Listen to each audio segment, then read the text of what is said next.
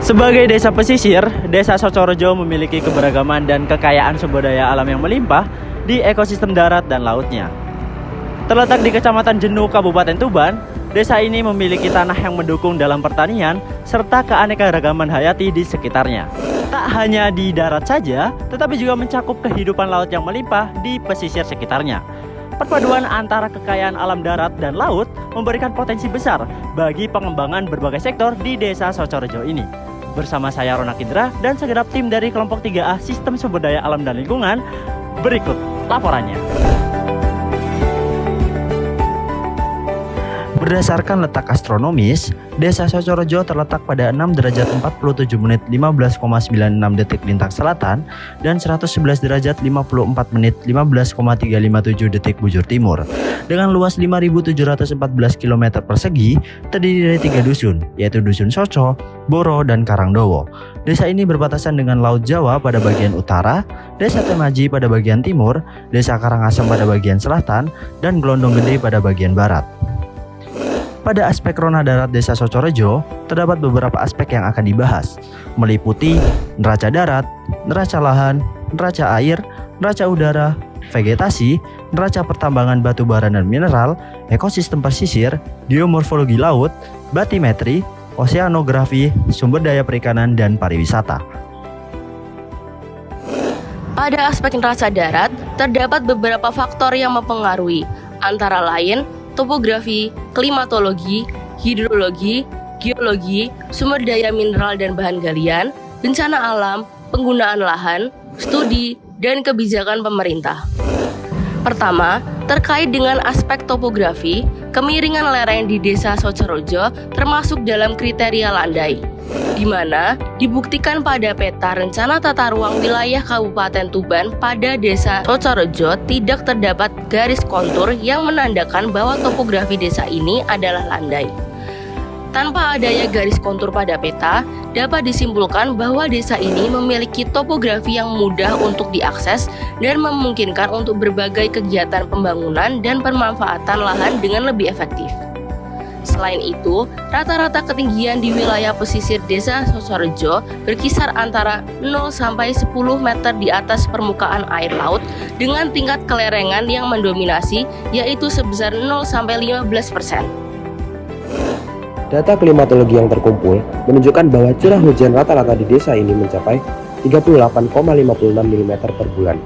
Fenomena ini menjadi perhatian karena curah hujan yang cukup stabil dapat memberikan dampak signifikan pada berbagai aspek kehidupan masyarakat Desa Socorejo, termasuk pertanian, sistem air bersih, dan lainnya.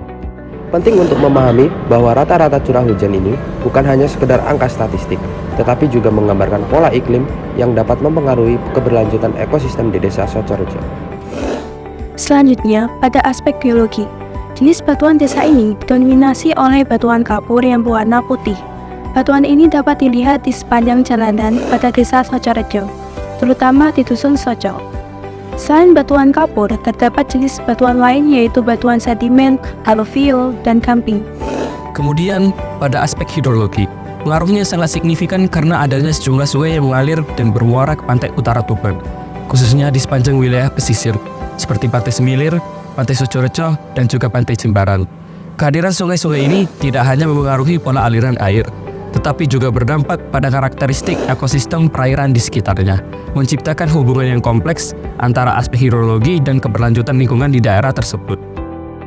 Desa Socorejo memiliki industri pengolahan bahan galian yaitu pengolahan semen dari pabrik PT Semen Gresik. PT Semen Gresik mengambil galian golongan C yang digunakan untuk semen dari Telaga Ngipik, tepatnya di kota Gresik. Tetapi dulu di Desa Socorejo terdapat galian semen yang kini disulap menjadi objek wisata. Pada aspek bencana alam, Pak Murofik selaku Kepala Dusun Karangdowo mengatakan bahwa ancaman bencana alam yang terjadi pada Desa Socorejo hanyalah gelombang air pasang yang jarang terprediksi kejadiannya. Desa Socorejo memiliki luas wilayah seluas 5.714 km persegi yang terbagi menjadi beberapa jenis lahan. Sekitar 2.519 km persegi digunakan sebagai lahan pertanian. 527 km persegi diperuntukkan sebagai lahan perikanan budidaya. Selanjutnya, terdapat sekitar 5.378 km persegi lahan embung dan 220 km persegi digunakan sebagai lahan permukiman.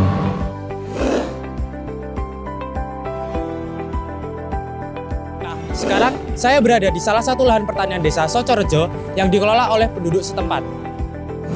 Desa ini memiliki lahan pertanian yang dinominasi oleh tanaman padi dengan hasil panen mencapai 1.470 ton per hektar dan total luas lahan mencapai 2.519 km persegi. Jenis sawah yang ditemui di desa Socorejo termasuk sawah basah sehingga memungkinkan petani untuk melakukan panen 2 hingga 3 kali setiap tahunnya. Dengan demikian, bila dilakukan perhitungan neraca lahan dengan jumlah penduduk desa Socorejo sebanyak 3.677 jiwa, diperoleh status neraca yang surplus dan nilai absolut yang berkelanjutan. Produktivitas yang tinggi dari lahan pertanian ini memberikan kontribusi signifikan terhadap kesejahteraan masyarakat desa, menciptakan fondasi yang kuat untuk ketahanan pangan, dan memperkuat status ekonomi yang berkelanjutan di wilayah tersebut. Biasa per hektar ya 6 ton kalau padi, 6 ton 7 ton. Kalau di Tuban khususnya di sini nggak mengenal musim. Di 1 tahun ya 3 kali 4 kali lah tanam. Selanjutnya adalah perkebunan palawija berupa jagung.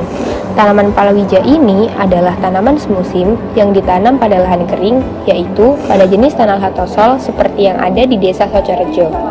Hal tersebut dikarenakan tanah latosol memiliki pH 4,5 sampai 6,5 yang sangat sesuai dengan tanaman palawija.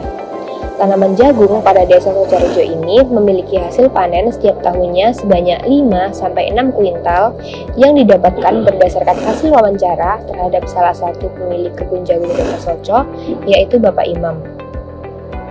Jagung itu ya per kilo ya minim ya 5 kintal 6 kintal lah. Terus 4 kintal 5 kintalan lah per kilo.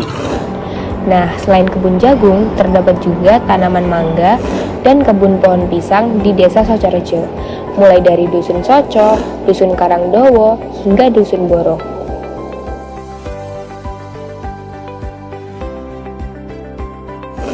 Desa Socorejo memiliki 3 lahan peternakan, yaitu peternakan sapi, kambing, dan domba. Dan di sini sekarang saya sedang berada di lahan peternakan sapi. Sektor peternakan di desa Socorejo memiliki produksi yang mencangkup domba sebanyak kurang lebih 300 ekor, kambing sebanyak 350 ekor, dan sapi sebanyak 400 ekor. Di mana sektor peternakan ini menjadi salah satu mata pencaharian bagi sebagian warga desa Socorejo. Dengan demikian, keragaman peternakan ini memberikan kontribusi positif terhadap ekonomi lokal, serta menyediakan sumber daya penting bagi kebutuhan masyarakat setempat. Ada lembu sama kambing nih. Sapinya 10 juta satu ekor.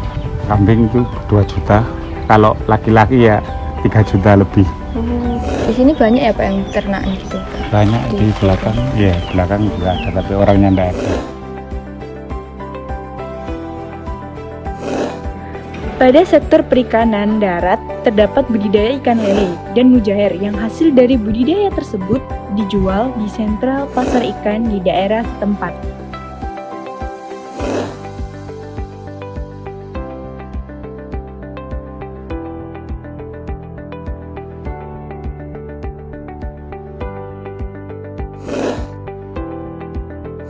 Ikan kayak tuna, tongkol, terus kakap, kerapu, cumi, udang, pokoknya di sini semua ada.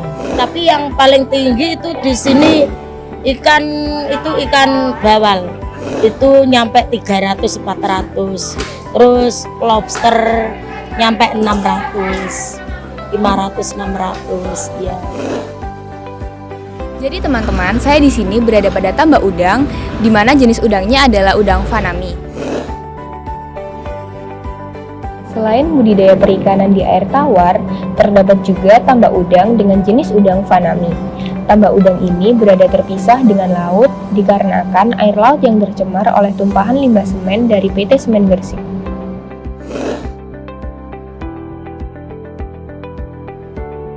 dari laut kan kita menang di mineralnya kan cukup tinggi. Kalau air sumber kan kita harus support dari mineral yang makro lah katanya, bukan mikro.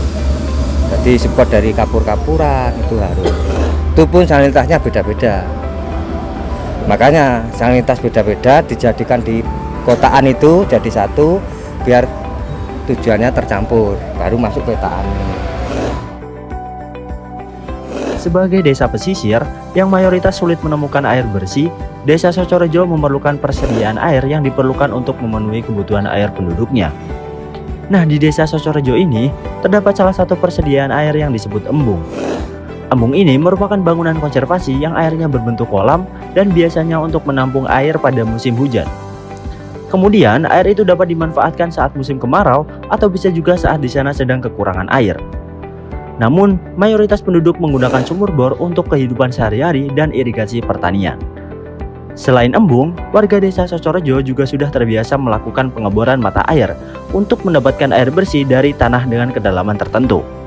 Seperti yang disampaikan oleh Ibu Siti Waqiah, salah satu warga desa di Dusun Soco. Sumber air bersih dari apa? Sumur bor. Jadi tiap rumah punya sumur. Iya. Desa Socorejo merupakan salah satu desa di Kecamatan Jenuh yang dikelilingi oleh banyak kawasan industri. Oleh karena itu, masyarakat berpendapat bahwa kualitas udara di Desa Socorejo sudah tidak bagus diakibatkan adanya kawasan industri. Hal tersebut kami dapatkan dari pendapat warga mengenai kualitas udara di sekitar desa ini menjadi kurang baik. Panas, tapi kalau melihat ke sana, ke belakang rumah, ya panas. Namun, berdasarkan sudut pandang industri, menyebutkan bahwa kualitas udara di desa ini masih tergolong baik, sehingga terdapat perbedaan pendapat antara pihak warga dengan industri. Meskipun terdapat perbedaan pendapat terkait kualitas udara di Desa Socorejo, vegetasi di desa ini cukup mendominasi, antara lain pohon jati, pohon mangga, pohon pisang, bambu, dan cemara laut pada bagian pesisirnya. Untuk pohon jati memiliki daya serap karbon dioksida sebesar 135,27 kg per pohon per tahun, pohon mangga sebesar 453,94 kg per pohon per tahun, pohon pisang sebesar 169 kg per pohon per tahun, bambu sebesar 586 kg per pohon per tahun, dan cemara laut sebesar 154,36 kg per pohon per tahun. Baik, sekarang kita berada di ekosistem pesisir mangrove Desa Socorejo, di mana ini merupakan jenis tutupan rapat dan juga termasuk dalam jenis mangrove Avicennia marina. Hutan mangrove memiliki peran vital dalam menjaga ekosistem pesisir. Mangrove berfungsi sebagai penahan gelombang dan angin, membantu mencegah abrasi pantai dari kerasnya hantaman ombak. Selain itu, akar-akar mangrove menjadi tempat berlindung bagi berbagai jenis organisme laut dan menjadi tempat berkembang biak untuk banyak biota. Namun, hutan mangrove di Desa Socorejo tidak seperti itu. Tercatat bahwa hutan mangrove di Desa Socorejo memiliki tutupan yang rapat dan mayoritas berjenis Avicennia marina atau api-api.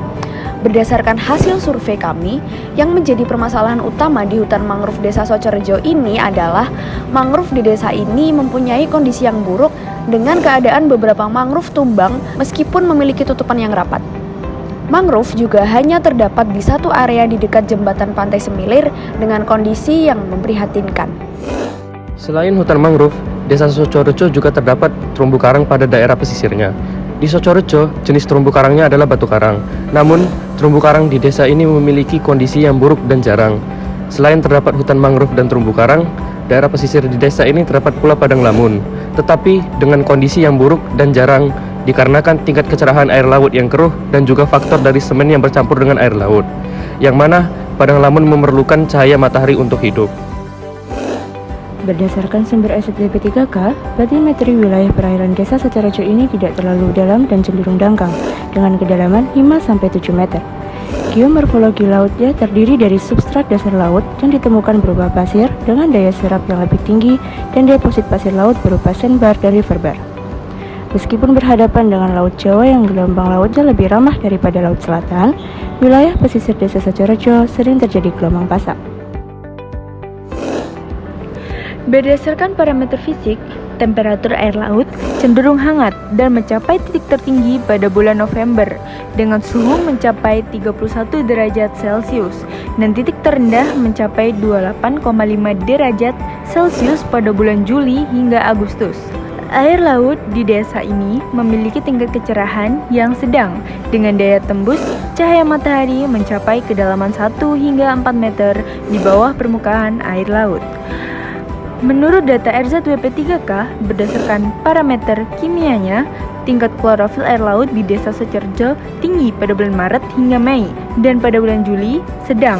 Pada bulan Agustus sampai September rendah hingga sedang pada bulan November hingga Desember dan rendah pada bulan Januari hingga Februari dan Oktober. Tingkat oksigen terlarutnya adalah 10 hingga 10,5 DO.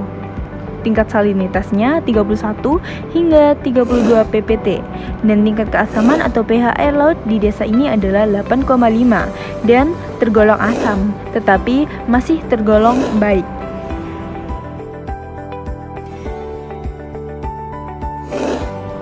Desa Socorejo memiliki 3 pantai, yakni Pantai Socorejo, Pantai Semilir, dan Pantai Jimbaran. Pantai Socorejo merupakan tempat para nelayan untuk mencari ikan di laut, sementara Pantai Semilir dan Pantai Jimbaran dikelola sebagai tempat pariwisata. Berdasarkan hasil wawancara nelayan, penangkapan ikan paling banyak didapat pada bulan Januari dan Februari, sedangkan penangkapan pada bulan Oktober sampai Desember, nelayan mengalami masa paceklik. Hasil tangkapan nelayan Desa Socorejo didominasi oleh cumi. Adapun tangkapan lainnya seperti ikan kembung, ikan payang, ikan tenggiri, dan 30 jenis ikan lainnya. Berat tangkapan cumi adalah 10 kg per hari dan 30-40 kg jenis ikan lainnya. Di Desa Socorejo, tepatnya di Pantai Jimbaran, terdapat perikanan budidaya dengan teknik keramba jaring apung berupa ikan layur dan ikan kembung. Pada desa ini juga terdapat cukup banyak tambak udang di sekitaran pantainya.